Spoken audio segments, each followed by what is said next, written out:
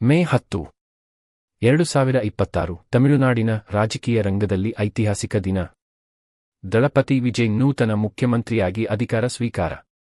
ನಾನು ಪ್ರಜೆಗಳ ಹಣದಲ್ಲಿ ಒಂದು ಪೈಸೆಯನ್ನು ಮುಟ್ಟುವುದಿಲ್ಲ, ಅದರ ಅಗತ್ಯವೂ ನನಗಿಲ್ಲ. ಬೇರೆಯವರು ಅಧಿಕಾರ ದುರುಪಯೋಗ ಮಾಡಿಕೊಳ್ಳುವುದಕ್ಕೂ ನಾನು ಬಿಡುವುದಿಲ್ಲ. ನಾನು ಈ ಕ್ಷಣದಿಂದಲೇ ಮಹಿಳೆಯರಿಗೆ ರಕ್ಷಣೆ ಕೊಡುತ್ತೇನೆ. ಮಾದಕ ವಸ್ತುಗಳನ್ನು ತಡೆಗಟ್ಟಲು ಕಠಿಣವಾದ ಕ್ರಮ ಕೈಗೊಳ್ಳುತ್ತೇನೆ. ಜನಗಳ ರಕ್ಷಣೆ ಸರ್ಕಾರದ ಕರ್ತವ್ಯ.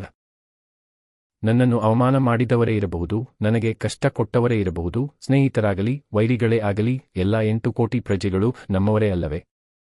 ಹೀಗೆಂದು ಸಿಂಹದಂತೆ ಗರ್ಜಿಸಿದ್ದು ಬೇರಾರೂ ಅಲ್ಲ, ದಳಪತಿ ವಿಜಯ್.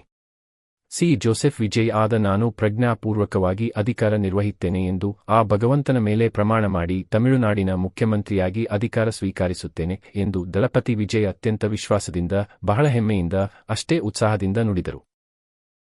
ಗೌರವಾನ್ವಿತ ರಾಜ್ಯಪಾಲರ ಸಮ್ಮುಖದಲ್ಲಿ ತಮಿಳುನಾಡಿನ ನೂತನ ಮುಖ್ಯಮಂತ್ರಿಯಾಗಿ ಪ್ರಮಾಣವಚನ ಸ್ವೀಕರಿಸಿದರು. ಎದುರಲ್ಲೇ ಕುಳಿತಿದ್ದ ವಿಜಯ್ ಅವರ ತಂದೆ ತಾಯಿಯರ ಆ ಖುಷಿ ಸಂತೋಷ ನೋಡಬೇಕಿತ್ತು.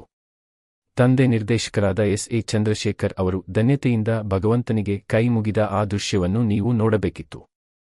ಹೆಗಲ ಮೇಲೆ ಹೊತ್ತು ಜಗತ್ತು ತೋರಿಸಿದ್ದ ತಂದೆಗೆ ಈಗ ಅದೇ ಮಗ ಮುಖ್ಯಮಂತ್ರಿಯಾಗಿ ಜಗತ್ತನ್ನು ಗೆಲ್ಲಲು ಹೊರಟಿರುವ ಆ ಗಳಿಗೆ ಕನಸೋ ನನಸೋ ತಿಳಿಯದೆ ಭಾವುಕರಾಗಿದ್ದರು.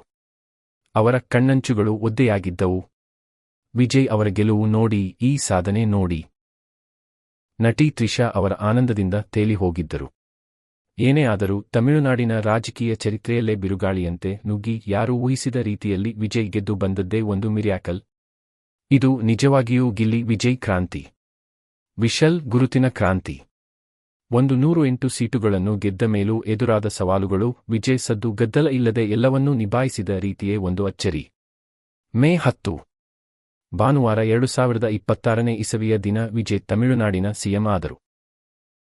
ಈ ಗೆಲುವಿಗೆ ಕಾರಣವಾದ ಜನರನ್ನು, ಅಧಿಕಾರಕ್ಕೆ ಬರಲು ಸಹಕಾರ ನೀಡುವ ವಿವಿಧ ಪಕ್ಷಗಳ ಮುಖಂಡರಿಗೆ ಕೃತಜ್ಞತೆ ಸಲ್ಲಿಸಿದರು. ಮುಖ್ಯವಾಗಿ ಮಕ್ಕಳಿಗೆ, ಅಭಿಮಾನಿಗಳಿಗೆ ವಿಶೇಷ ಧನ್ಯವಾದ ತಿಳಿಸಿದರು ವಿಜಯ್.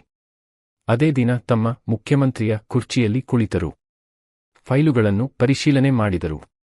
ತಮ್ಮ ಕರ್ತವ್ಯ ಆರಂಭಿಸಿದರು. ಎಲ್ಲರೂ ಬೆರಗಾಗುವಂತೆ ಮಾಡಿದರು. ಎನ್ಜಿಆರ್ ಜಯಲಲಿತಾ ನಂತರ ವಿಜಯ್ ಸಿನಿಮಾ ಪ್ರಭಾವದಿಂದ ಸಿಎಂ ಆಗಿ ತಮಿಳುನಾಡಿನ ರಾಜಕೀಯದಲ್ಲಿ ಹೊಸ ಚರಿತ್ರೆ ಸೃಷ್ಟಿ ಮಾಡಿದ್ದಾರೆ. ಕಂಗ್ರಾಚ್ಯುಲೇಷನ್ ದಳಪತಿ ವಿಜಯ್.